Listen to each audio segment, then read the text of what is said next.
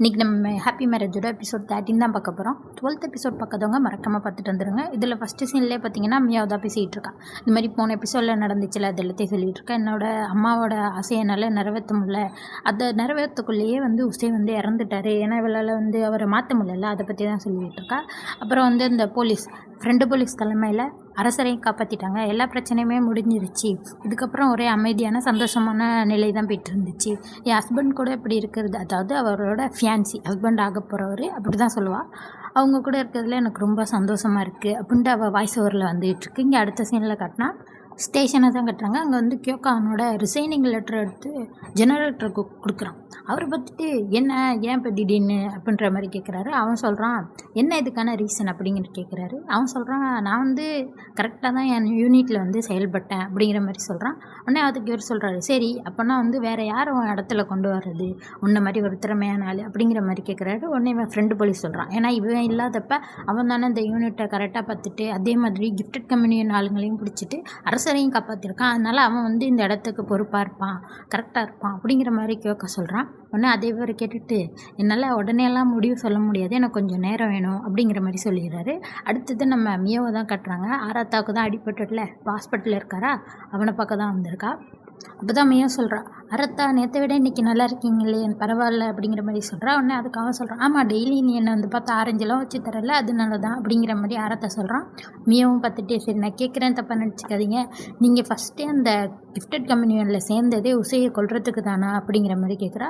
உன்கிட்ட சொல்கிறதுல ஒன்றும் தப்பு இல்லைன்னு சொல்லிட்டு அரத்தா சொல்ல ஆரம்பிக்கிறான். ஃபஸ்ட்டே பிரின்ஸ் மெசேஜ் சொல்லியிருப்பாரா பெரிய பிரச்சனை வரப்போகுதுன்னு, அதுக்கப்புறம் வேறு உசை தான் வந்துட்டான்னு சொல்லிட்டு கியோக்கா சொல்லியிருப்பாரா. அப்போயே எனக்கு தெரிஞ்சுட்டு இந்த உசை தான் அந்த பிரச்சனையேன்னு சொல்லிட்டு அப்புறமாட்டி அந்த உசை ஆராத்தாக்குள்ளே அவனை பார்த்தேன்னு சொல்கிறான். ஏன்னா இவனும் மியாவை இழந்திருக்கான்னு, இவனாலே அவனோட பொறுப்பு செய்ய முடியல, அது மாதிரி அவன் எனக்குள்ளே அவனை பார்த்தான், அதனால அவனும் என்னை ஏற்றுக்கிட்டான், அவனோட இயக்கத்துக்கு என்னை கூப்பிட்டான். இந்த அரசரை அழிச்சிட்டு உசுபா ஃபேமிலி மட்டும்தான் ஆட்சி செய்யணும்னு நினச்சான். உசுபா ஃபேமிலியில் இருந்த யாராக இருந்தாலும் அவன் சொல்கிறத ஏற்றிருப்பாங்க, அப்படி தான் எல்லாருமே இருந்திருப்பாங்க. ஆனால் நான் அவனை ஏமாற்றுவான்னு அவன் நினச்சி கூட பார்க்கல, அதனால தான் இவ்வளோ நாள் காத்திருந்தேன், சரியான நேரம் கிடைக்கணும்னு, கிடைக்கிறப்ப அவனை கொன்னுட்டேன் அதே மாதிரி அப்படின்னு சொல்கிறான்.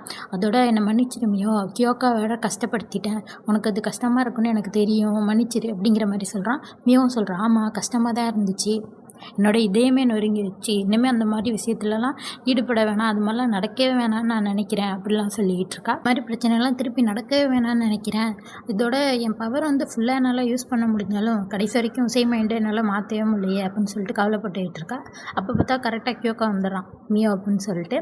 அரத்தை பார்த்துட்டு என்ன பக்கம் தான் வந்தீங்களா அப்படின்ற மாதிரி கேட்குறான். ஒன்னெல்லாம் யாரா பக்கம் வருவா, நான் மியோ கிட்ட போதான் வந்தேன், வா மியோ அப்படின்னு சொல்லிட்டு போகிறான். சின்ன மியோவும் கிளம்புறா. உடனே அரத்தை சொல்கிறான், 2 பேரும் டேட்டிங் தானே போகிறீங்க அப்படின்னு சொல்லிட்டு. ஆமாம் அப்படின்னு சொல்லிட்டு போயிட்டாருன்னு சொல்லிட்டு கிளம்பிடுறாங்க. இங்கே அடுத்த சீனில் கட்டுறாங்க.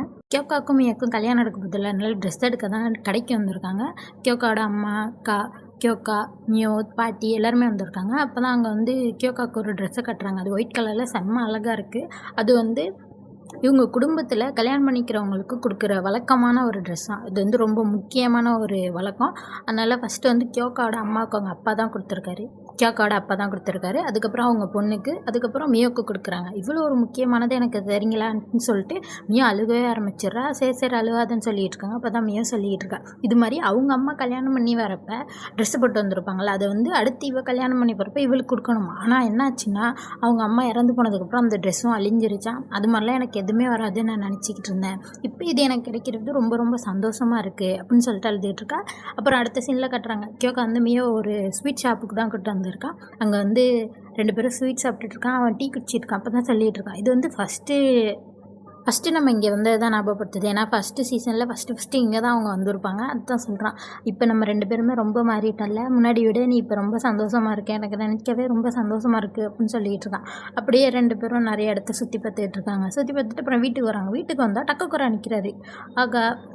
ஆகா இவர் வந்திருக்காரா, சரி வாங்க அப்படின்னு சொல்லிட்டு உள்ளே கூட்டு போயிட்டு அவர் சொல்கிறாரு, சொல்லாமல் வந்ததுக்கு மன்னிச்சிருங்க அப்படிங்கிற மாதிரி.